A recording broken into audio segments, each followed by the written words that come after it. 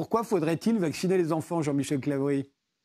Ah ben, c'est pas à moi qu'il faut le demander parce que je milite depuis pendant quelques mois contre totalement cette vaccination en pensant qu'elle est inutile et même d'ailleurs contre-productive.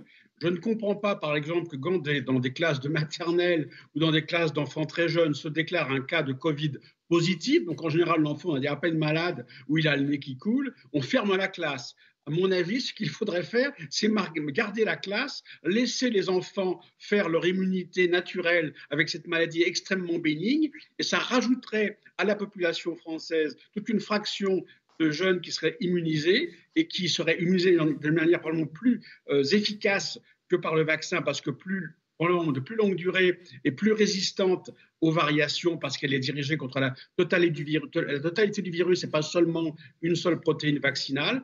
Et je pense que c'est vraiment une erreur importante que de ne pas laisser les enfants faire leur Covid tranquille dans leur coin et ne pas les embêter avec des vaccins dont on ne sait pas encore, et je l'insiste là-dessus, quelle est effectivement la dangerosité, parce que les quelques articles qui ont été publiés sur ce domaine sont des articles qui sont, on peut dire, essentiellement bâclés, qui ont été faits très rapidement, qui portent sur quelques milliers au maximum d'enfants. Et le papier qui fait principe, qui a été publié dans un des plus grands journaux médicaux, a suivi les enfants en moyenne 57 jours après la deuxième dose. Et je n'estime pas que ce soit un recul suffisant pour estimer que ces vaccins ne sont pas dangereux pour les enfants qui, eux, ont des maladies extrêmement bénignes.